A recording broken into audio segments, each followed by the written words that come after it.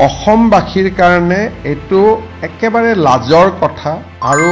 আমি সকলোৱে খুব লজ্জিত অনুভৱ কৰিছো অসমৰ সাংসদ এজনে যি ধৰণে কমেন্ট কৰিলে মিছাইলটো ওচৰৰ পৰা কিয় নামাৰিলে দূৰৰ পৰা কিয় মাৰিলে তো ভাৰতে যদি 3000-4000 কিলোমিটাৰ লক্ষ্য ভেদ কৰিব পৰা মিছাইল বনাইছে এটোতো সেনা বাহিনীক অভিনন্দন জনোৱা কথা আছিল এটাই ধাৰণা হ'ল যে তেওঁ ভাৰতক কেতিয়াও ভাল নাপায় he will also change his citizenship আৰু সেই কাৰণে তেওঁ সদায় ভাৰতৰ বিৰুদ্ধে সংসদৰ কথা কয় সংসদ গৰাকী আজি পাকিস্তানত গৈ হিৰো হোৱা আৰু obviously he cannot be hero in Indian television he will be hero only in Pakistan গতিকে তেওঁ অকল আপোনালোককে বনাব পাৰে বাকি অসমৰ মানুহক নোৱাৰে আৰু আপোনালোকে চাব মোক বেয়া পায় কাৰণে তেওঁ উঠাব খোজে মই ভাবো যে এটো বহুত দিন নচলে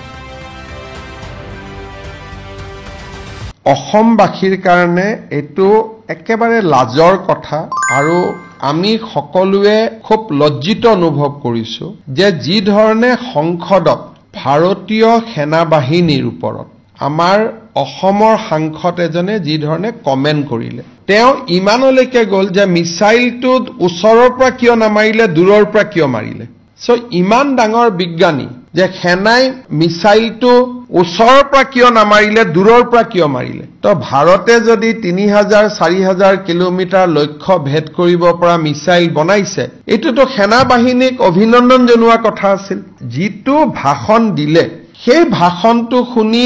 এটাই ধাৰণা হ'ল যে তেওঁ ভাৰতক কেতিয়াও ভাল নাপায় নিজৰ লৰা ছোৱালীকো বিদেশী কৰিছে পত্নীকো বিদেশী কৰিছে আৰু মই এই কথা ক্লিয়াৰলি ক'ব পাৰো যে in a very good day he will also change his citizenship তিনটা ফ্যামিলি যেতিয়া নাইয়ে ভাৰতীয় তেওঁটো টেম্পোৰাৰিলি ভাৰতত আছে আৰু সেই কাৰণে তেওঁ সদায় ভাৰতৰ বিৰুদ্ধে সংসদৰ কথা কয় জোৰহাটৰ ৰাইজৰ শিৱসাগৰৰ ৰাইজৰ স্বাধীনতা আন্দোলনত কিমান বৰঙণি আছিল দেশৰ স্বতন্ত্ৰতা সাৰ্বভৌমত্বত জোৰহাটৰ এটা অনবদ্য বৰঙণি আছে অসম আন্দোলনলৈকে সেই স্থানৰ সংসদ গৰাকী আজি পাকিস্তানত গৈ হিৰো হোৱা আমাৰ কাৰণে লাজৰ কথা আৰু এই গোটেই ঘটনাটো অকল এইটো নহয় কালিৰ ষ্টেটমেন্টটো আপোনালোকে নজৰত পাইছে কিন্তু যদি 2014 চনৰ পৰা তেওঁৰ সংসদত ভাষণ আৰু প্ৰশ্নবিলাক চাই প্ৰত্যেকটোৱে পাকিস্তানৰ